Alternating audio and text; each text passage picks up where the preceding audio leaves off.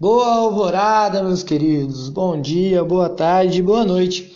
O meu nome é Kaique, eu sou professor de História e hoje nós continuaremos vendo o conteúdo para o sexto ano. Para ser mais específico, a matéria sobre a Grécia Antiga. Bora lá? Pois bem, como eu já falei neste vídeo, a gente está vendo conteúdo sobre a Grécia Antiga. Eu decidi separar em 3 vídeos para ficar mais exemplificado para vocês. E hoje nós veremos o segundo vídeo, ou o segundo tema. Bom, o primeiro vídeo foi sobre a formação da Grécia, o início, o povoamento e a formação das cidades e estados, o que é uma cidade e estado. Para quem não lembra, pode assistir o vídeo antigo e aí vai conseguir dar continuidade na matéria. Pois bem, esse segundo vídeo, ou o segundo tema, é o período arcaico. Basicamente, nós estudaremos aprofundado sobre Atenas e Esparta e o período clássico da história grega. Sem mais delongas, nós iniciaremos este vídeo. Bom, o período arcaico ele é mais ou menos de 700 a.C. até mais ou menos 500 a.C. Aqui tem o desenvolvimento de 2 cidades-estados, elas são Atenas e Esparta. Logo abaixo na imagem nós conseguimos reparar aonde que fica a localização geográfica de Esparta e Atenas. Esparta ela fica na península do Peloponeso. O que é uma península, professor? É apenas uma região ligada ao continente. Aqui nós temos bem aqui onde está escrito Atenas, a ligação de Esparta com o continente europeu. Em volta, ela é banhada pelo mar Egeu, o mar Adriático e pelo mar Mediterrâneo. Nós temos também Atenas aqui no mapa, que é as 2 principais cidades, Esparta e Atenas. Atenas ela é uma cidade que fica no litoral grego. Bom, esse período arcaico nós estudaremos as 2 cidades-estados, Atenas e Esparta. Primeiro eu vou falar um pouco sobre Atenas e depois Esparta. Atenas ela tem algumas características geográficas, como ela fica de local de fácil acesso pelo mar e difícil por terra. Não sofreu influência dos dórios. Lembro no último vídeo que os dórios eles eram um povo militar que invadiu a Grécia, ou seja, militares. A economia da estado de Atenas, basicamente ela tem o comércio marítimo como principal atividade. E aqui, uma palavrinha importante, ela era uma talassocracia, ou seja, um império marítimo comercial. Ela que dominava todo o comércio marítimo na região da Grécia. A sociedade de Atenas ela é dividida em eupátrias, são os grandes proprietários de terras, os geomores, pequenos proprietários de terra, 3 demiurgos, que são os comerciantes e artesãos, 4 metecos, estrangeiros, geralmente comerciantes e artesãos, e por fim escravos, que eram por dívidas até pagarem essas mesmas dívidas. A gente tem que entender que essa sociedade é uma sociedade móvel, ou seja, que tem grande mobilidade. Metecos eles podem virar geomores, os demiurgos eles podem virar metecos e assim adiante. Bom, Atenas ela tem a política, o primeiro governo de sua história vai ser a monarquia, ou seja, ela tem um rei. Depois terá o segundo governo, a oligarquia, poder nas mãos de poucos, que eram os eupátrias, que eram os que governavam o estado de Atenas. Depois ela terá a tirania, que o governo nas mãos de uma só pessoa. E por fim, o 4 estilo de governo que ela teve foi a democracia. Olha aqui, eu até grifei para ficar importante para vocês. Nós teremos aqui essa democracia como o governo mais conhecido e o que mais durou na cidade-estado de Atenas. Aqui dentro da democracia, todo cidadão poderia votar e ser votado. O cidadão ele tinha que ser ateniense, com mais de 18 anos e ser filho de ateniense. Isso que era considerado uma pessoa grega. As mulheres aqui, estrangeiros e escravos, eles eram excluídos da política. E apenas mais ou menos 10% da população era considerada cidadã. E eles tinham o ostracismo. O que é isso? É a punição de 10 anos para quem fosse contra a democracia, que é a suspensão dos direitos políticos e exílio de 10 anos. E o que nós temos que saber sobre Atenas, o governo que mais durou e o mais conhecido é a democracia, o mais importante. É um dos primeiros tipos de democracia existentes na história da humanidade. E aí tem algumas características que eu deixei para vocês. Bom, agora nós veremos um pouco sobre a cidade-estado como era na sua constituição da educação. Em Atenas, a educação ela visava a formação completa do indivíduo, ou seja, formação tanto intelectual, de estudos e física. A formação moral, artística, intelectual, ela era muito presente para o cidadão ateniense. O menino com 7 anos, ele era entregue a um pedagogo que cuidaria da sua formação intelectual, tanto artística ou moral. Depois, com 18 anos, ele era entregue ao exército, ficava no período de 3 anos para treinar táticas de guerra. A menina aqui, ela não estudava e ficava basicamente em casa.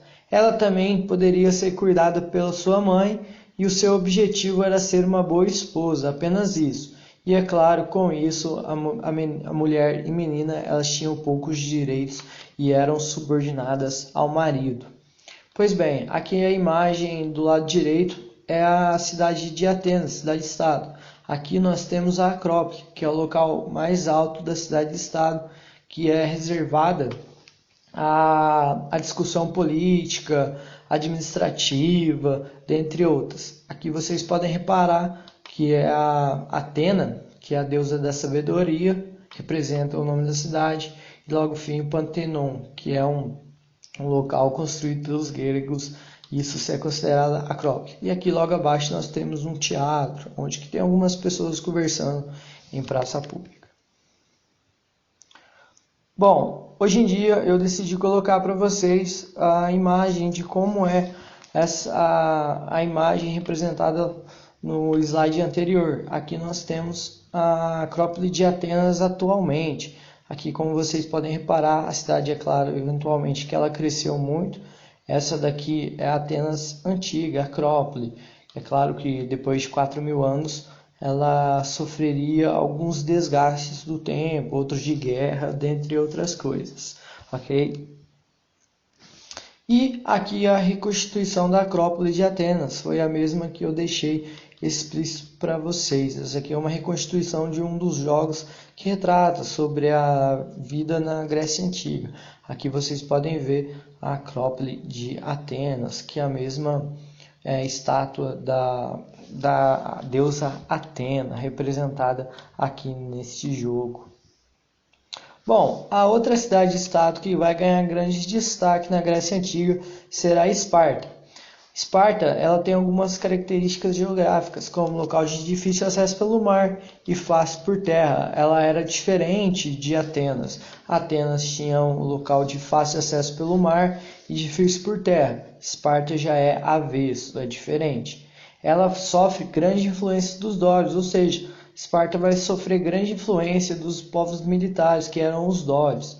A economia aqui baseia-se na agricultura, ou seja, era a principal atividade, por ser o melhor solo da Grécia. Então, aqui, este solo era muito propício à plantação de alimentos. A sociedade espartana ela é dividida em três classes. Os espartanos, que são os grandes proprietários de terras e militares, generais, soldados, e os únicos considerados cidadãos.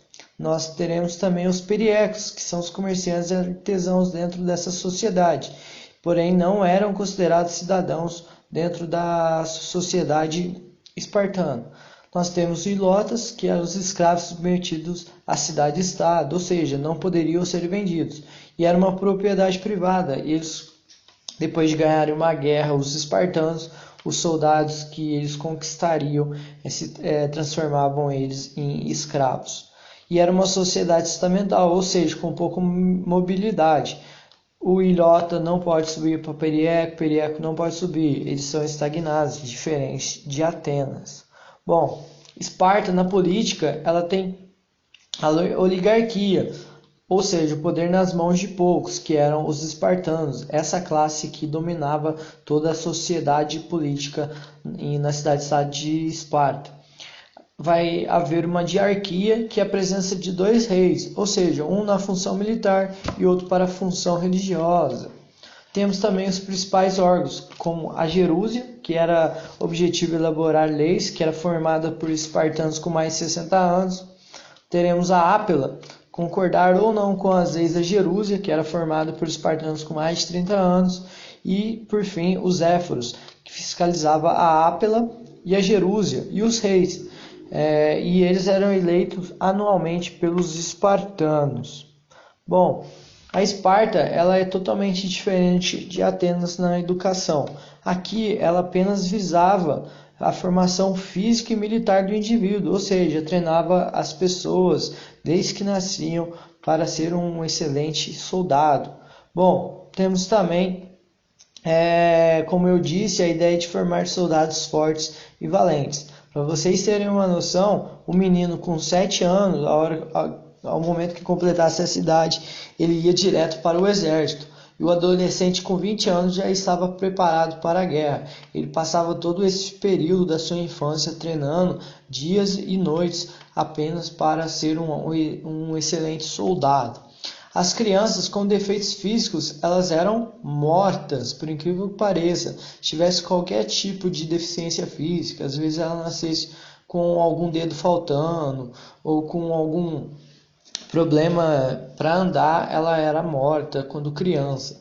Ela é jogada de um alto de uma colina. A mulher aqui, ela detinha certa liberdade dentro da sociedade espartana. Ela poderia fazer ginástica e ser forte e saudável. Por quê? Eles acreditavam que se ao momento que a mulher fosse forte, o filho nasceria forte também. Então é claro que o objetivo para os espartanos é que a mulher ela tivesse filhos fortes e saudáveis para serem excelentes soldados. Bom, o período clássico, ele dá início em mais ou menos 500 a.C. e vai até mais ou menos 338 a.C.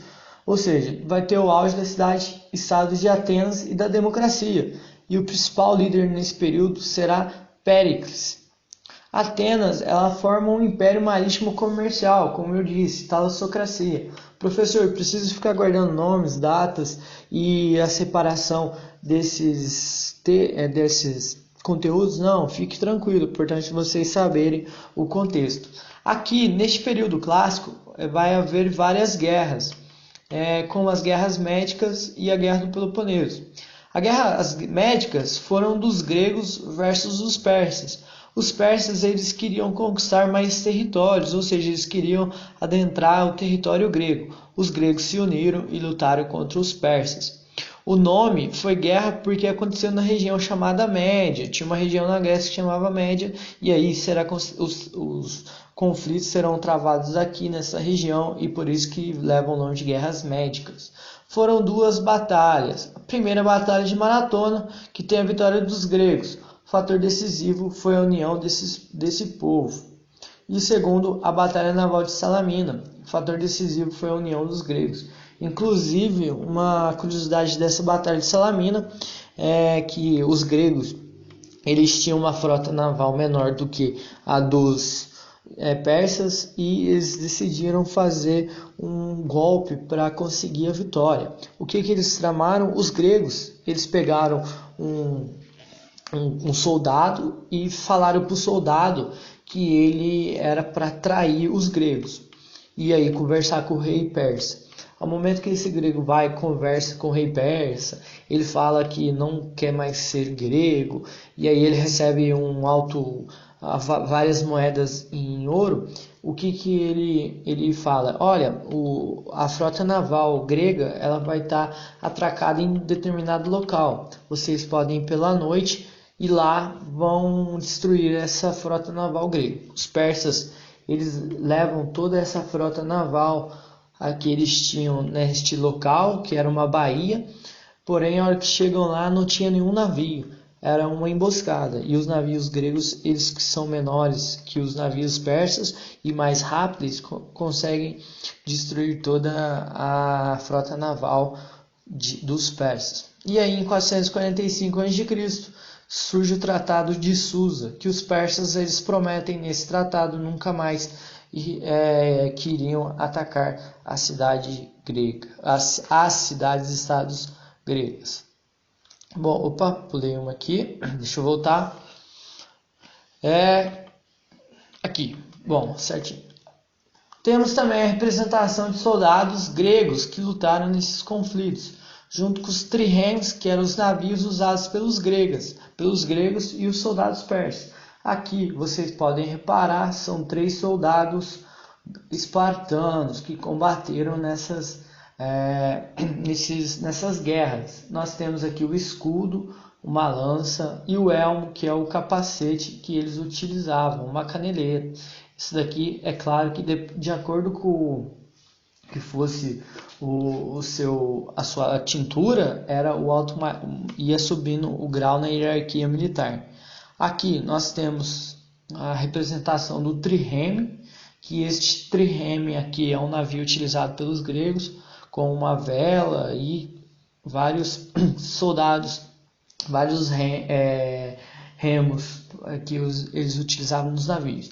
Em um título de curiosidade, eles colocavam esses olhos na frente dos navios, que era questão de superstição, era para, digamos, agradar o deus Poseidon, que era dos mares.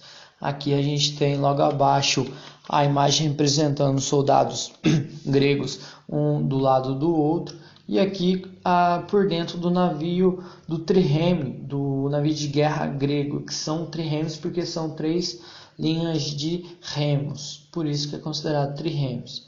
E teremos também ao lado a imagem de soldados persas que combateram nas guerras médicas. Bom, o período clássico, a segunda guerra que vai ser a Guerra do Peloponeso, que será a Guerra Civil na Grécia Antiga. Ou seja, essa Guerra Civil vai ser dentro do país da Grécia, entre várias cidades-estados. Atenas ela tinha fundado uma confederação militar entre as cidades-estados, que vai ser chamada de Liga de Delos. Esparta, que era a principal rival de Atenas, ela se sentiu incomodada e formou sua própria liga, a Liga do Peloponeso.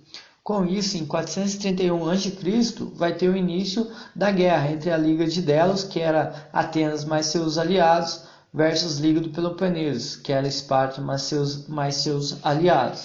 Em 404 a.C. vai acontecer o fim da guerra, ou seja, a vitória da Liga do Peloponeso e fim da hegemonia de Atenas na Grécia. Esparta, com isso, ela se torna a cidade-estado mais forte dentro da Grécia. Aí depois surgem novas guerras entre as cidades-estados, Esparta versus Tebas, Tebas versus Corinto e Corinto versus Megara. Essas guerras elas enfraquecem as cidades-estados e com isso em 338 a.C. o Filipe II, que era o rei da Macedônia, ele conquista todas as cidades-estados gregas e aí ele consegue se tornar o rei grego. Bom, aqui eu coloquei a representação de soldados espartanos e atenienses. Aqui em azul e branco são os soldados atenienses e em vermelho os soldados espartanos. Como vocês podem ver a representação deles na imagem ao lado. E assim eu acabo o conteúdo de história. Espero que vocês tenham gostado desse segundo vídeo. E qualquer pergunta estarei à disposição de vocês. Até a próxima aula.